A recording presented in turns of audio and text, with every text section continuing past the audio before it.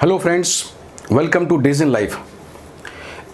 Friends, in this series of pharma prescription analysis, today we will be discussing about prescription pattern of the GPs. GPs form the biggest universe in India, or can say biggest number of doctors are the general practitioners, and in most of the company they find the biggest chunk of the doctor list are the GPs.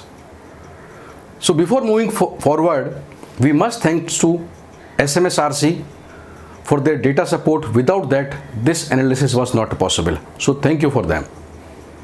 So friends, now when we think about GP, what GP prescribe, what GP write, normally it comes in our mind, maybe antibacterials, maybe cough syrup, or maybe cough and cold kind of products. But that may not be true. When we analyze last 1 year data of the GPs, the highest number of prescriptions are of the GI products, which comes to 22.13% of the prescription of the GPs contain the GI products. And second only come the antibiotics, which comes to 16.79% of the prescription.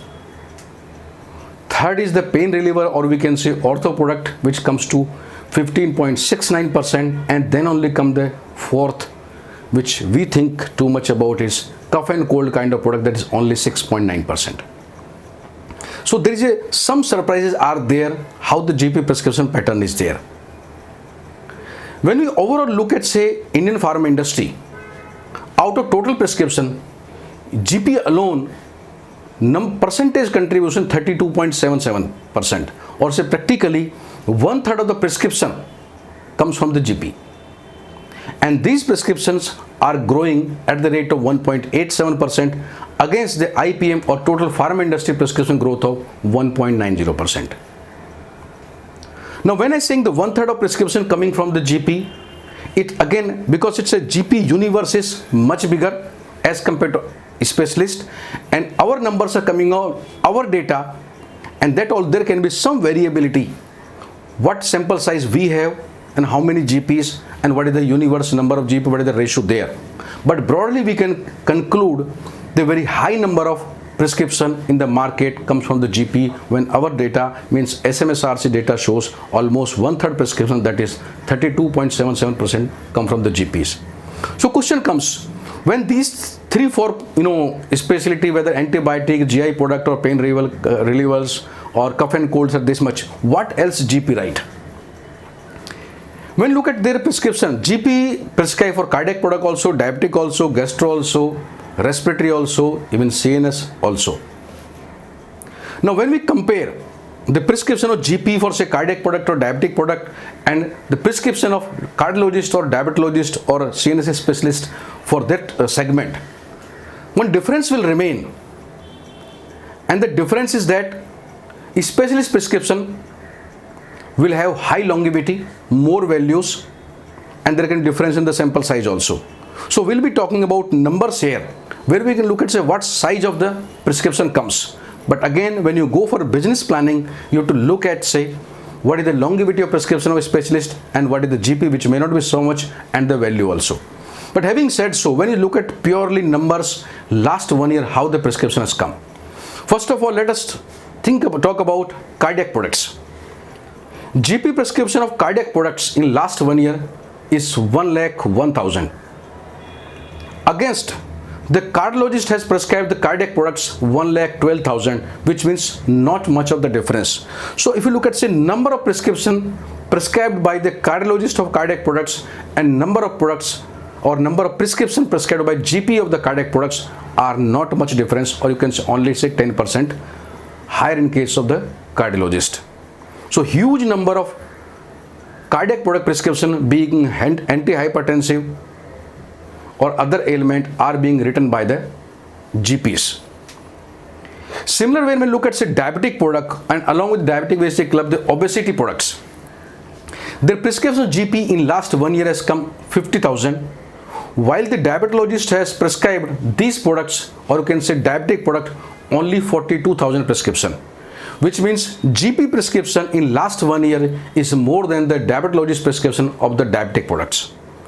But here another interesting thing, the GP prescription of the diabetic products are the growing by 2.44%, which is more than the pharma industry growth, and diabetologist prescription of diabetic products are degrowing by 3.93%, which is close to 4%. So GP for the diabetic products are emerging as a one big area or one big prescriber which can be. Third specialty, we talk about a gastro product. When we talk of gastro product prescribed by GP, their absolute number of prescription last 1 year in our data has come 6.99 lakhs, which almost is 7 lakhs. And in the case of the gastroenterologist, it has come only 65,000. Much lesser. Maybe again, our sample size of gastro may be less, or the overall universe GP number is high, gastro number is low. But look at, say, magnitude of the shift. And not only that, the GP prescriptions are growing by 2.28% against the gastro prescription for the gastro products are degrowing by 2.25%. That is another interesting thing, and which does not mean it's only question of universe, it is how the trends are. If for this specially we talk of the respiratory care product. For respiratory tract product or respiratory care products, GP prescription last 1 year has been 1.24 lakhs against chest physician number of prescription of these products or say respiratory product are only 39,000. So say ratio is more than say 3 times or say almost say 3 times.